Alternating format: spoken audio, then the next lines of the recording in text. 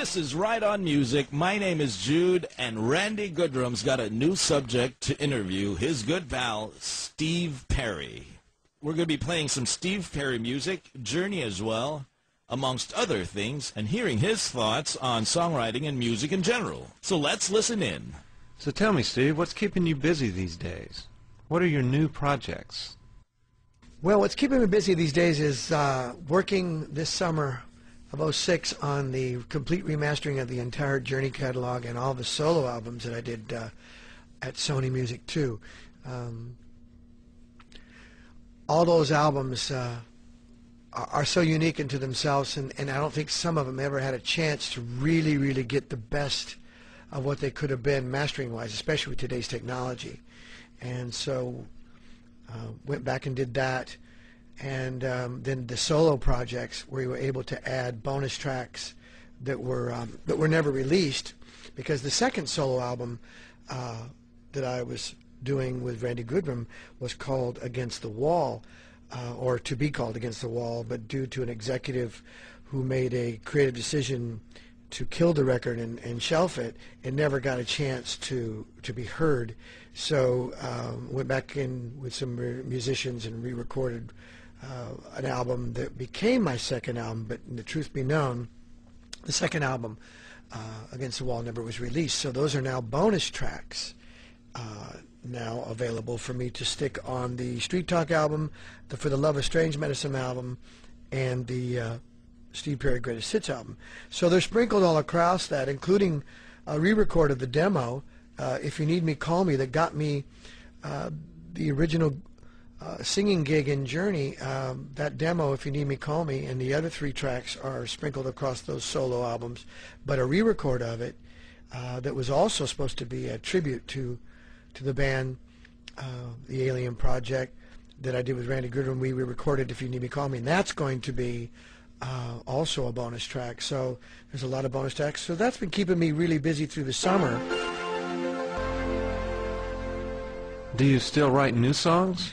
I've always been writing songs off and on throughout the years, or sketching ideas. I have a whole bunch of ideas that I sketched by myself, and I have some laying around that I've done with other people. Only recently I was able to get back together with Randy Goodrum, who together we had written the entire Street Talk album and the also unreleased For the Love of Strange Medicine record. And we hadn't written in a long time, so we sketched out an idea, and that's sitting there. So I think songwriting is something that's always been about for me, is wanting to be involved with great writers and write melodies that sort of fit, you know, my voice like a glove. I like doing that. So Steve, how has your songwriting evolved over the years? I would say that my songwriting has evolved by just listening to other groups that seem to be in the mainstream right now and seeing what they're doing, and also working with other people. But the main thing is it's so exciting to see the creative songwriting edge evolve. I recently went back and listened to every Radiohead record that was ever recorded, and really enjoyed what they've done and how they do it, and got inspired by them. And I just think that there's some great writers out there doing some great recordings, and I think that helps evolve, I think, my songwriting. So how does the music creation process go for you? Do you have any particular routine when you write a song? There is no set routine to writing music. Sometimes get together with other writers and start just jamming an idea, or, for instance, Who's Crying Now, the Journey song, was written in my car on the way back to San Francisco on the freeway. I had a little cassette player in the car, and I had the chorus in my head, and I just sang it and then as a sketch, and then got together with Jonathan Cain, and we finished that together. That was one of the first songs I think we ever wrote together. But the chorus was in my head, put that on tape. So that's one way. I don't think there's any one way specifically to do it. Is it a whole different audience these days? What has changed in listeners' music preferences since, say, the late 70s? I think it is a whole different audience these days, but what hasn't changed is there's people listening to music. I think that their hearts are always going to be involved in what they like or don't like, and I think that songwriting is returning to the landscape of all that. James Blunt, for instance, is a good example of an artist that just went straight forward into writing songs with melodies. I think that Coldplay is a beautiful group that has great melodies and great melodic rolling melodies behind their melodies. I think when music speaks to people, whether it be speed metal or whether it be heartfelt music, I think that the main constant in all of it is that you're playing music for people. And so in some ways I guess it has changed, but in some ways I think because people are involved it hasn't changed at all. Today's artists learn from a seasoned veteran like you. What would you like to teach them? The only thing I think is of utmost importance if you're an artist in today's environment is that you make a commitment to love what you're doing, because making records is the most fun part. What happens afterwards can be kind of rough. So you've got to love it, and if you make a commitment to loving what you're doing, it'll get you through the tough.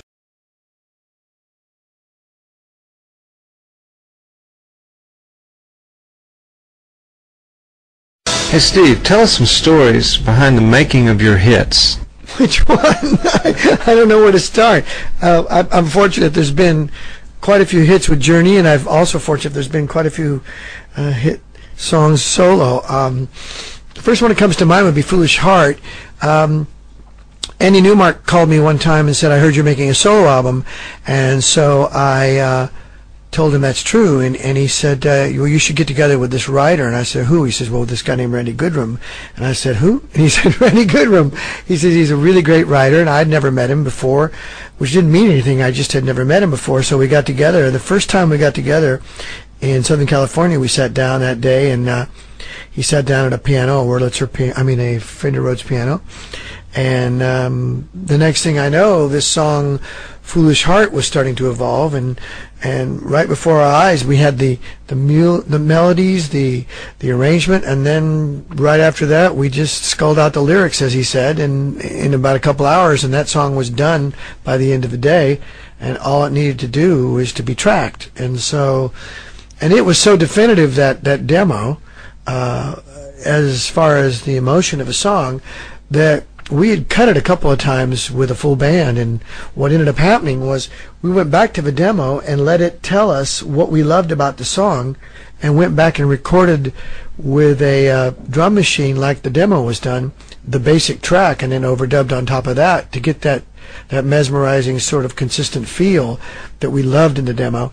And I mean, that's just a testimony of some of the things that can happen real quick when you're writing. You kind of get that first brush stroke on the canvas, and it becomes a definitive version emotionally.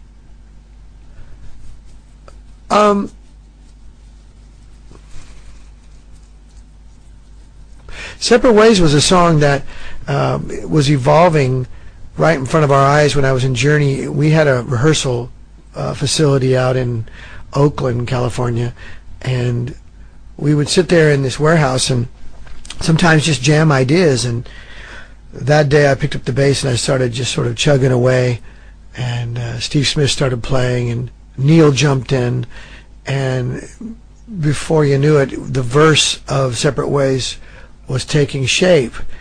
And then of course John came up with some changes, and Neil came up with some changes, and I came up with some melodies to the changes, and arranged on the spot was Separate Ways. There was times where we would sort of beat the songs up, and by that I mean we might lay them down a certain way on a cassette player that day, live with it, go home, listen to it, and then make arrangement changes the next day, and then that might happen for quite some time, sometimes for a week or two, until it gets the definitive version. but it can continue, that sort of changing can continue into the studio, and at the last minute you can get another perspective and say, you know, I think that that last bridge doesn't need to be that long, and you cut it in half. So all the way to the very end, you know, you can make these sort of emotional changes, which I think emotionally make the song the definitive version, which is, in my opinion, what is the most important, is to find the definitive version of a song that's never existed before. And that's the challenge, to emotionally be sensitive to what that is, and hope that your compass is right, to the point that it becomes a definitive version that people call timeless as years go by. Steve, are you working with a record label right now?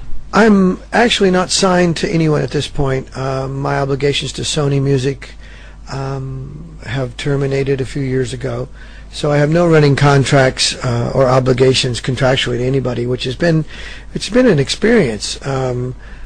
At first it was really liberating, and at the same time it's perplexing as to what to do, because there's so many options now, especially with the internet becoming the new landscape for music. It's really an exciting time, I think, and a transitional time, which is affecting a lot of record stores and record labels. But I think for artists, especially for artists, I think that the internet is one of the most exciting transitional places, that people can do the music they love and not have somebody tell them anything about it, where they can truly love what they do and do what they love, and put it out there for the populace to decide, as opposed to maybe some record executive. Barry. So how about the music business? Has it changed? The music business has profoundly changed. It is no longer the business it once was. It was strictly, back in the day, a record store, record label supported business. It is no longer that, because of the internet and the availability to get so much music at your fingertips through a computer. It's just an amazing new landscape of music, and I, for one, am not one who has a problem with anything to do with music on the internet. I think that with radio also being so closed down corporately, and the record labels closing down corporately, and also record stores starting to wane as a result of the above,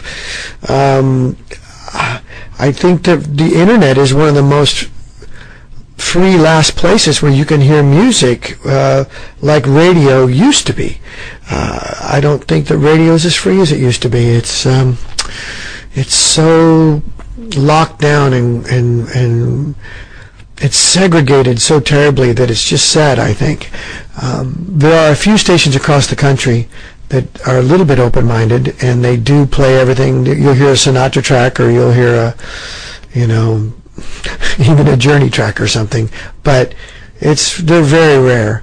So I think the internet and the ability to hear music and buy the ones you love and not have to live with the ones that aren't so great, I think has revolutionized and changed people's choices in the kind of music they're going to buy, the kind of music they want to take with them on vacation, in their cars, in their lives. So I think the business and the whole thing has profoundly changed. But the one thing I do want to say